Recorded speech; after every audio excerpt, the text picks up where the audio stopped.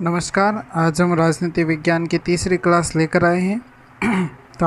Part 30 अध्याय first हुई, जिसमें आज हम बात करेंगे भारत की प्रस्तावना की। ये भारत की संविधान की प्रस्तावना दी गई है, जिसके अंतर्गत प्रस्तावना हमें लिखा हुआ है कि हम भारत के लोग भारत को एक संपूर्ण प्रभुत्व संपन्न समाजवादी पंथ निरपेक्ष लोकतांत्रिक गणराज्य बनाने के लिए तथा उसके समस्त नागरिकों को सामाजिक, आर्थिक और राजनीतिक न्याय, विचार और अभिव्यक्ति, विश्वास, धर्म और उपासना की स्वतंत्रता और प्रतिष्ठा और अवसर की समानता प्राप्त कराने के लिए तथा उन सब में व्यक्ति की गरिमा, राष्ट्र की एकता और अखंडता सुनिश्चित करने वाली बंधुता बढ़ाने के लिए दृढ़ संकल्प होकर अपनी इस संविधान सभा में आज तारीख 26 नवंबर 1949 को एहत द्वारा इस संविधान को अंगीकृत, अधिनियमित तथा आत्मसमर्पित करते हैं। ये भारत की प्रस्तावना दी गई है और अपना जो नेक्स्ट टॉपिक है वह भी यही है कि हमें बात किसकी करनी है, भारत की प्रस्तावना की बात करनी है। ये नाम आया है उद्देश्य का। इस नाम का भी बहुत बड़ा महत्व है। इसमें एक एक नाम हम भारत के लोग, भारत की संपूर्ण मतलब इसकी जो प्रस्तावना की जो भाषा है, ये प्रस्तावना शब्द किसने दिया, ये सारी चीज़ें हमें इसमें देखनी है और इन्हीं चीज़ों को हम आज इसमें स्पष्ट रूप से देखते हुए चलेंगे। अब प्रस्तावना क्या है, इसके मैं इमेज आपको भेज दूंगा, जो आप इसको अच्छी तरह से देख रहे हैं, जिसमें आप देखो ये इसका फर्स्ट पैरा, ये दूसरा, ये तीसरा, ये चौथा, ये पांचवा, ये छठा, तो ये 6 पैरों में यह इसमें प्रस्तावना अपने इसमें दी गई है। भारत के संविधान की जो ये प्रस्तावना है, ये प्रस्तावना पूरे भारत के संविधान का क्या कहते हैं, एक प्रतिबिंब है, एक प्रतिबिंब की भांति कार्य करती है। प्रस्तावना को भारतीय संविधान की आत्मा भी कहा जाता है। क्या कहा जाता है? भारतीय संविधान की आत्मा। हाँ, अब इस प्रस्तावना में आप देखेंगे, ये जो प्रस्तावना अपने इसमें दी गई है, जिसके अंतर्गत इसी प्रस्तावना को मैंने अपने कॉपी में लिखा है और इस प्रस्तावना वही हम भारत के लोग संपूर्ण प्रभुत्व संपन्न समाजवादी पंथ निरपेक्ष लोकतांत्रिक गणराज्य बनाने के लिए उसके समस्त नागरिकों को सामाजिक, आर्थिक, राजनीतिक विचार, अभिव्यक्ति, विश्वास और धर्म और उपासना की स्वतंत्रता, प्रतिष्ठा और अवसर की समानता प्राप्त कराने के लिए उन सब व्यक्ति की गरिमा और राष्ट्र की एकता और अखंडता को सुनिश्चित करने वाली बंधुता बढ़ाने के लिए दृढ़ संकल्प होकर संविधान सभा में आज तारीख 26 नवंबर 1949 को मिति मार्गशीर्ष शुक्ल सप्तमी 2006 विक्रमी संवत को एहत द्वारा अंगीकृत, अधिनियमित और आत्मार्पित करते हैं, मतलब आत्मा से इसको अर्पित करते हैं। अब इसमें हम बात करते हैं किसकी? प्रस्तावना की। सबसे पहले हम प्रस्तावना शब्द क्या है इसके बारे में देखते हैं। प्रस्तावना शब्द ये जो भारत में लाया गया था, प्रस्तावना शब्द का जो सर्वप्रथम प्रयोग किया था, सर्वप्रथम इसको प्रयोग में लाया गया था, वह लाया गया था अमेरिका के संविधान में। अमेरिका के संविधान में बनाई गई थी प्रस्तावना। और ये प्रस्तावना क्या थी? विश्व की पहली प्रस्तावना थी। क्या थी? विश्व की पहली। और भारत ने जो प्रस्तावना ग्रहण की है, भारत ने जो प्रस्तावना ग्रहण की है, किसमें? संविधान में। वो कहाँ से की है? अमेरिका के संविधान से। अमेरिका के भारत ने जो ये ग्रहण की है, भारत ने जो ये संविधान में प्रस्तावना ग्रहण की है, वो किससे की है? अमेरिका के संविधान से ग्रहण की गई है। किसको ग्रहण किया है? प्रस्तावना को। दूसरी बात, अब ये प्रस्तावना का जो शब्द है, हमने जो भारत की जो प्रस्तावना का जो शब्द लिया गया है कि हम भारत के लोग, ये जो शब्द, जिस शब्द की हम बात कर रहे हैं कि हम भारत के लोग, तो हम भारत के लोग ये शब्द है वो अमेरिका के संविधान में नहीं है। हम भारत के लोग जो शब्द है वह यूएनओ के चार्टर उद्देशिका में से लिए गए। अब एक शब्द आया नया, यूएनओ। अब यूएनओ क्या है? अब यूएनओ का अर्थ होता है, इसका अर्थ होता है संयुक्त राष्ट्र संघ। यूएनओ का अर्थ क्या होगा? संयुक्त राष्ट्र संघ। ये जो हम भारत के लोग जो शब्द लिया गया है, ये जो हम प्रस्तावना में शब्द देख रहे हैं, पहली लाइन में लिखा हुआ है हम भारत के लोग। ये जो शब्द लिया गया है वह संयुक्त राष्ट्र संघ, विश्व का जो संगठन है, संपूर्ण विश्व जिससे जुड़े हुए संयुक्त राष्ट्र संघ, उस संघ के जो उद्देश्य का, उसका भी एक संविधान है, उसके भी कुछ नियम और कायदे हैं, चार्टर है। उसमें जो लिखा गया पहला शब्द कि हम, इसमें जो संयुक्त राष्ट्र संघ की जो उद्देशिका में क्या लिखा गया है? उद्देशिका में लिखा गया है कि हम संघ के लोग। उद्देशिका में क्या लिखा गया है? हम संघ के लोग। ये चीज़ इसमें बताई गई है। और एक इम्पॉर्टेंट बात इसमें ये है कि अपनी जो प्रस्तावना की जो भाषा है, प्रस्तावना की भाषा, तो प्रस्तावना की जो भाषा ली गई है वह ली गई है ऑस्ट्रेलिया के संविधान से। ऑस्ट्रेलिया के संविधान से। इस चीज़ का हमें ध्यान रखना है। ये जो भाषा, देखो पहले फिर से बता रहा हूँ, विश्व में सबसे पहले प्रस्तावना का जो प्रयोग किया था वो अमेरिका ने किया था। किसने किया था? अमेरिका ने किया था। उसके बाद में हम संविधान में भारत ने जो प्रस्तावना ग्रहण की वो अमेरिका के संविधान से ली गई है। हम भारत के लोग जो शब्द है वह यूएनओ मतलब संयुक्त राष्ट्र संघ के चार्टर के उद्देशिका में से लिए गए। यूएनओ संयुक्त राष्ट्र संघ के चार्टर से। अब यूएनओ में क्या लिखा गया, क्या है कि हम संघ के लोग। अब संघ मतलब यूनाइटेड नेशन मतलब संयुक्त राष्ट्र संघ, उसके जो अलग अलग देश है उन सबको एक नियम, इनके नियमावली के लिए एक कसम खानी पड़ती है, एक शपथ लेनी पड़ती है, उसके अंतर्गत होता है। संविधान की जो भाषा बताई गई है, प्रस्तावना की जो भाषा है वह ली गई है ऑस्ट्रेलिया के संविधान से। किससे ली गई है? ऑस्ट्रेलिया के संविधान से। एक चीज़ और, अब ये जो अपनी जो प्रस्तावना है यह नेहरू के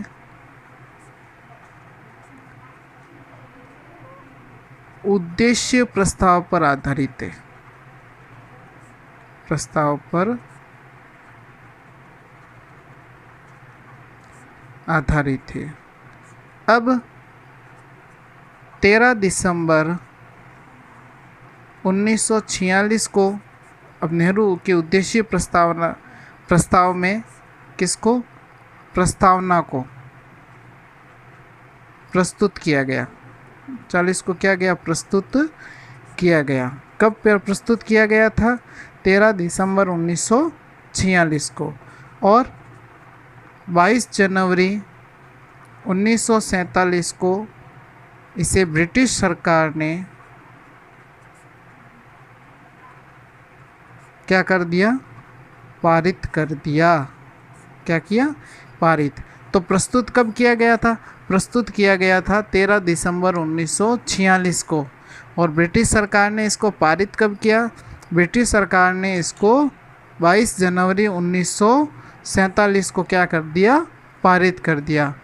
अब ये तो थी अपने संविधान की प्रस्तावना से संबंधित कुछ इसका इतिहास है, मतलब कुछ इसकी बातें कि प्रस्तावना सबसे पहले किस देश ने यूज़ किया, प्रस्तावना का उपयोग किस देश ने किया। तो सबसे पहले किया अमेरिका ने। फिर इसकी भाषा कहाँ से? ऑस्ट्रेलिया के संविधान से। प्रस्तावना में जो हमारे जो शब्द लिखे गए हम भारत के लोग कहाँ से लिए गए? तो ये लिए गए यूएनओ के चार्टर की उद्देशिका से।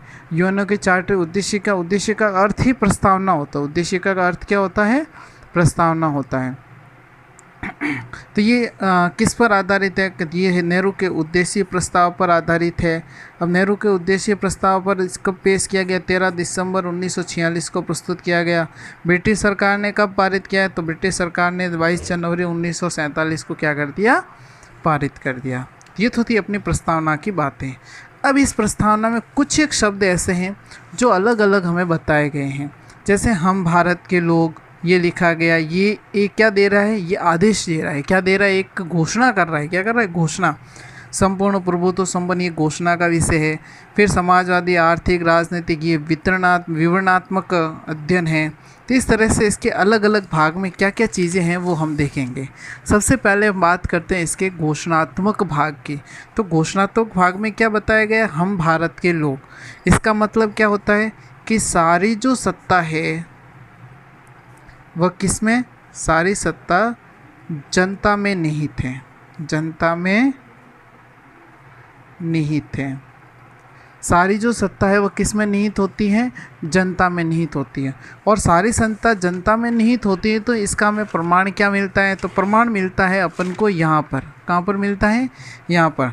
क्यों? क्योंकि अब जैसे इसमें लाइन लिखी गई है कि को एहत द्वारा, मतलब व्यवस्थित, अंगीकृत, मतलब इसको लिपिबद्ध करके, अधिनियमित, नियमों से सहित हम क्या करते हैं? आत्मा से अर्पित, मतलब इसको आत्मा से स्वीकार करते हैं। क्या करते हैं? आत्मा, जैसे डिक्लेरेशन, घोषणा पत्र होता है ना, मैं संपूर्ण होशो हवास में ये सारी चीज़ें, शर्तें अपने ऊपर लागू करता हूँ या इनको मानने के लिए बाध्य हूँ, तो वह सारी घोषणा करता है। ये भाग हमारे क्या करता है? घोषणा करता है।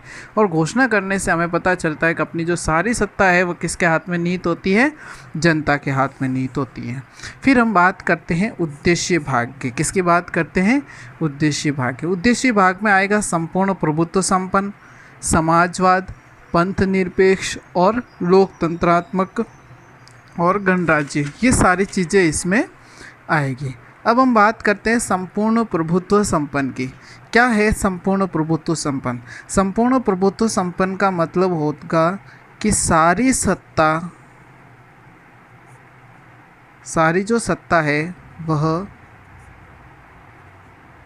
अपने देश या देश के लोगों में निहित होगी। लोगों में निहित होगी। सारी सत्ता देश के लोगों में निहित होगी, मतलब अर्थात किसी बाह्य शक्ति के अधीन न होना। अधीन न होना अर्थात भारत किसी भी बाह्य शक्ति के अधीन नहीं होगा। प्रत्यक्ष और अप्रत्यक्ष रूप से भारत किसी भी देश के साथ संधि कर सकता है। भारत किसी भी देश के साथ में राजनीतिक हस्तक्षेप कर सकता है। भारत को संधि करने, राजनीतिक हस्तक्षेप करने, अपना देश का संचालन किस तरह से चलाने, विदेश मंत्रालय, सेना से संबंधित फैसले, ये सारे फैसले भारत अपने विवेक से कर सकता है। तो उसको हम क्या कहते हैं? संपूर्ण प्रभुत्व संपन्न। जैसे हमारा परिवार होता है तो हमारे परिवार में हम किसी पर डिपेंड नहीं होते। हमें अपने परिवार में निर्णय लेने के लिए किसी को पूछने की ज़रूरत नहीं होती। अब पूछते हैं तो अदर रेस्पेक्ट के रूप में हम बड़े बुजुर्गों को पूछ लेते हैं, वरना अपना परिवार स्वतंत्र परिवार है। वो किसी, जैसे कोई अनजान व्यक्ति से अपन को पूछ के थोड़ी कार्य करना है। अनजान व्यक्ति से अपन थोड़ी पूछते कि भाई मुझे घर पे आज टीवी लानी है, तो मैं उन फलाने जी भाई साहब वो अपने पड़ोस में है या फिर रास्ते में जाते भाई साहब को पूछ रहे तो भाई साहब टीवी लानी है, क्या लाऊं क्या? तो वो चीज़ संभव नहीं थी। संपूर्ण प्रभुत्व संपन्न का मतलब होता है कि सारी जो सत्ता है वह जनता में निहित होगी। भारत अपने सारे जो मामले हैं वह स्वयं लेगा, अपने विवेक से लेगा, किसी के लिए वह बाध्य नहीं है। समाजवाद। समाजवाद शब्द आपको देखा है कि मैंने यहाँ पर एक गोला भी किया था, 3 चीज़ों पर गोला किया और ये बताया भी कि समाजवादी, पंथ निरपेक्ष और अखंडता, और इससे संबंधित मैंने आपको कुछ क्वेश्चन भी दिए थे। अब समाजवाद, सबसे पहले हम बात करते हैं ये शब्द है क्या। समाजवाद शब्द का अर्थ होता है कि कमज़ोर या पिछड़े वर्ग के लोगों का जीवन स्तर सुधारना। जीवन स्तर को क्या करना? सुधारना। पिछड़े वर्ग के जीवन स्तर को सुधारना। मतलब उनकी जो आर्थिक विषमता है, आर्थिक विषमता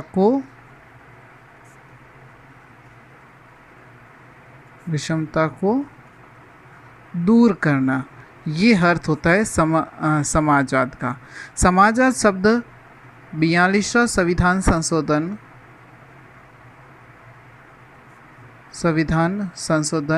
1946 को जोड़ा गया था।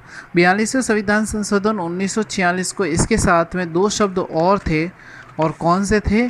पंथ निरपेक्ष, अभी ये आने वाला ही है, और अखंडता, ये दो शब्द इसमें और जोड़े गए थे। फिर इसके बाद में पंथ निरपेक्ष, वही मैंने आपको अभी बताया कि 42वां संविधान संशोधन 1946 को प्रस्तावना में जोड़े गए, और इसके बारे में अपन आगे पढ़ चुके हैं। फिर भी एक बार बता दे तो पंथ निरपेक्ष, राज्य का कोई धर्म नहीं होगा, राज्य सभी धर्मों का आदर करेगा, राज्य सभी धर्मों के बारे में विचार करेगा, राज्य किसी भी एक धर्म का पक्ष नहीं लेगा। लोकतंत्रात्मक, लोकतंत्रात्मक का मतलब होता है कि सारी सत्ता किसमें? जनता में निहित होगी, जनता में निहित होगी। इसीलिए भारत की जो कार्यपालिका है वह व्यवस्थापिका के प्रति क्या होती है? उत्तरदायी होती है। क्या होती है? उत्तरदायी होती है। और देखा जाए तो व्यवस्थापिका है वह किसके प्रति? जनता के प्रति उत्तरदायी होगी। व्यवस्थापिका किसके प्रति उत्तरदायी होगी? जनता के प्रति। ये सारी चीज़ें हमें इसमें विशेष तौर पे ध्यान रखनी है। अब हम बात करते हैं गणराज्य की। किसकी बात करते हैं? गणराज्य की। अब गणराज्य में क्या होगा? जैसे हम ब्रिटिश की बात करते हैं, ब्रिटिश क्षेत्र की यदि हम बात करें तो ब्रिटिश क्षेत्र में क्या होता है कि वहाँ का जो प्रशासन है वह रानी विक्टोरिया चलाती है। जैसे राजा महाराजा का प्रशासन है, पहले राजा महाराजा के प्रशासन में राजा का बेटा ही राजा बनेगा, तो आज ऐसा नहीं है। गणराज्य का मतलब होता है कि राज्याध्यक्ष, राज्य का अध्यक्ष, राज्याध्यक्ष का जो पद होता है वह वंशानुगत न होकर कैसा होता है? निर्वाचित होता है। राज्य का जो पद होता है वह कैसा होता है? वंशानुगत न होकर कैसा होता है? निर्वाचित होता है। ये सारी चीज़ें हम इसमें देखते हैं। अब इसके बारे में एक और चीज़ मैं आपको बता देता हूँ। राज्याध्यक्ष के पद के बारे में जब हम बात करते हैं तो भारत का जो राज्याध्यक्ष है, भारत का राज्याध्यक्ष कौन होता है? राष्ट्रपति। यहाँ पर राज्य का अर्थ किसी राज्य से नहीं है, यहाँ राज्य का अर्थ है देश से। किससे? देश से। अब राष्ट्रपति क्या होता है? राष्ट्रपति वंशानुगत नहीं होता भारत में। भारत में राष्ट्रपति होता है निर्वाचित। इसीलिए भारत को क्या कहा जाता है? एक गणराज्य कहा जाता है, क्योंकि भारत का सबसे बड़ा प्रधान जो होता है वह क्या होता है? निर्वाचित होता है। इसलिए भारत को क्या कहते हैं? गणराज्य कहते हैं। और इसका जो चुनाव हम आगे देखेंगे वो होगा अप्रत्यक्ष विधि से। किससे होता है? अप्रत्यक्ष। चुनाव दो प्रकार से होते हैं, प्रत्यक्ष और अप्रत्यक्ष। अभी हम इसके बारे में इतना ही बता रहे कि इसमें राष्ट्रपति का चुनाव होगा वो अप्रत्यक्ष मतदान प्रणाली से होगा। अब ये पूछ ले कि भारत एक गणराज्य क्यों है? तो भारत एक गणराज्य इसलिए है क्योंकि भारत का जो राज्याध्यक्ष है वह, राज्याध्यक्ष का जो पद है वह वंशानुगत न होकर कैसा होता है? निर्वाचित होता है। इसके बाद में जो नेक्स्ट हम बात करते हैं वह करते हैं विवरणात्मक की। क्या किसकी बात करते हैं? विवरणात्मक की। अब विवरणात्मक में क्या होगा? ये सारी चीज़ें हमें इसमें देख, भारत का जो पद होता है वह कैसा होता है? विवरणात्मक राज्य। अब देखो विवरणात्मक भाग, विवरणात्मक में आता है सामाजिक, आर्थिक और राजनीतिक न्याय। अब ये जो तीन शब्द है, सामाजिक, आर्थिक और राजनीतिक न्याय, इन तीनों शब्दों का जो प्रयोग किया गया है वह किया गया है रूसी क्रांति में। किसमें किया गया है? रूसी क्रांति में। कब किया गया? 1917 में। इन तीनों शब्दों का प्रयोग, सामाजिक, आर्थिक और राजनीतिक शब्द का जो प्रयोग किया गया है वह रूसी क्रांति में किया गया है। अब सबसे पहले बात करते हैं हम सामाजिक की। सामाजिक का अर्थ क्या होता है कि समाज में जाति, धर्म,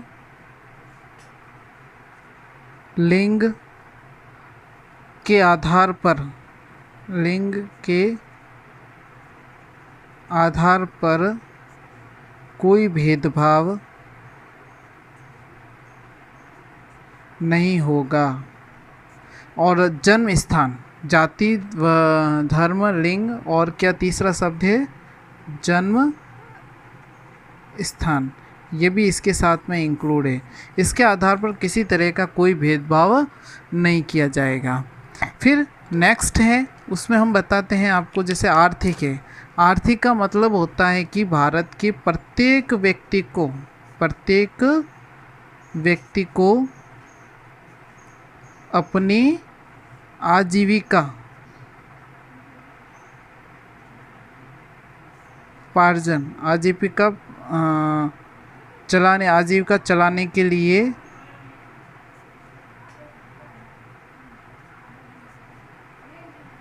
पैसे कमाने का अधिकार होगा।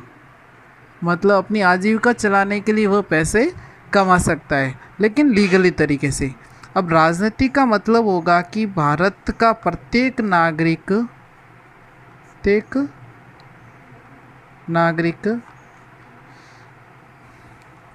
नागरिक को क्या है? मत देने का अधिकार है। और ये आपको पता है कि प्रत्येक नागरिक को मत देने के अधिकार के लिए निर्धारित आयु कितनी है? 18 वर्ष। निर्धारित आयु कितनी रखी गई है? 18 वर्ष। और ये कब हुआ था? 61वां संविधान संशोधन तय करके पहले कितनी रखी गई थी? पहले इसकी जो आयु रखी गई थी वह थी 21 वर्ष। पहले जो इसकी जो मत देने की जो आयु थी, मत देने की आयु, पहले मत देने की जो आयु थी वह कितनी थी?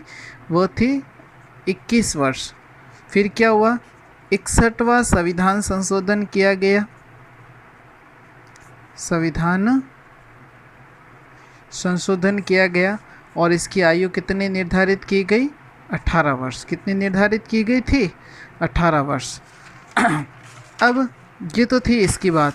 अब हम बात करते हैं स्वतंत्रता, समानता और बंधुत्व। स्वतंत्रता, समानता और बंधुत्व का जो प्रयोग किया गया वह अमेरिकी क्रांति में किया गया था।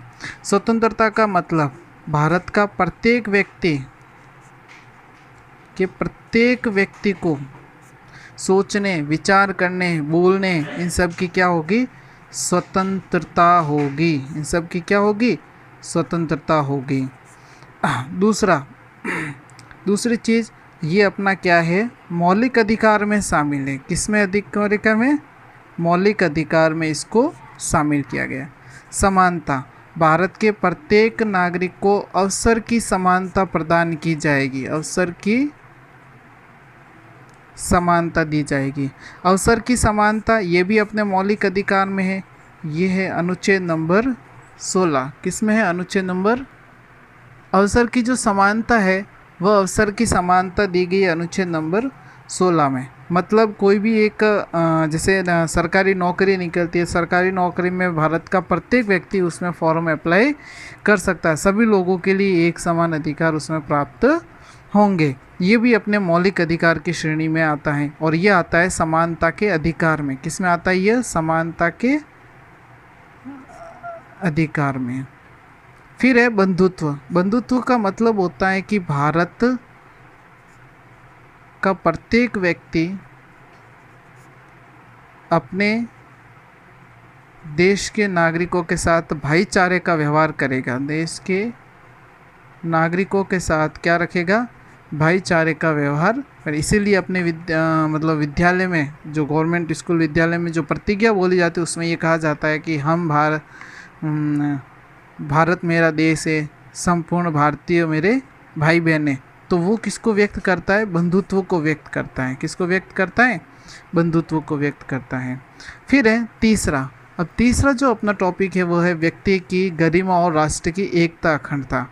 मतलब भारत का जो प्रत्येक व्यक्ति, भारत के प्रत्येक व्यक्ति की क्या बनी रहनी चाहिए? गरिमा बनी रहनी चाहिए। मतलब उसका क्या होना चाहिए? स्वाभिमान होना चाहिए। क्या होना चाहिए? स्वाभिमान। उसके स्वाभिमान के अनुसार ही कार्य करेगा। और उसके स्वाभिमान को बनाए रखने के लिए भारतीय संविधान में किसकी व्यवस्था की गई है? मौलिक अधिकार की व्यवस्था की गई है, ताकि उसका स्वाभिमान न छीना जा सके। उस व्यक्ति की क्या बनी रहे? गरिमा बनी रहे। और राष्ट्र की क्या हो? राष्ट्र की एकता। भारत विविधताओं का देश है। किसका देश है? विविधताओं का। और विविधताओं के देश होते हुए भी भारत में किसका निरूपण किया गया? भारत में राष्ट्र की एकता जैसे है वैसे ही बनी रहे। और एकता बनी रहने के लिए इसमें एक शब्द जोड़ा गया है, और वह शब्द क्या है? अखंडता। कब जोड़ा गया इसको? वही जैसा कि हमने पहले लिखा था, 42वां संविधान संशोधन 1946 को। चूँकि आपको दिखाई नहीं दिया, वापस एक बार बता दो। भारत का प्रत्येक व्यक्ति की गरिमा और उसके स्वाभिमान को बनाए रखने के लिए भारत में किसकी व्यवस्था की गई है? मौलिक अधिकार की व्यवस्था की गई है। विविधताओं का देश होते हुए भारत में राष्ट्र की एकता को बनाए रखने के लिए एक शब्द जोड़ा गया, वो है अखंडता। अखंडता का मतलब होता है जिसका कभी भी खंडन न हो। एक चीज़ और मैं थोड़ी सी आपको बता दूं, वापस अपना आर्थिक पर आते हैं। आर्थिक न्याय से संबंधित होता है यह जो संविधान में 39वां अनुच्छेद है। अनुच्छेद नंबर इसमें क्या है? 39वें अनुच्छेद में बताया गया है। मतलब ये है नीति नियत तत्व के अंतर्गत आते हैं। तो ये भारत की संविधान की प्रस्तावना से संबंधित कुछ एक तथ्य था जो मैंने आपको अभी बता दिया।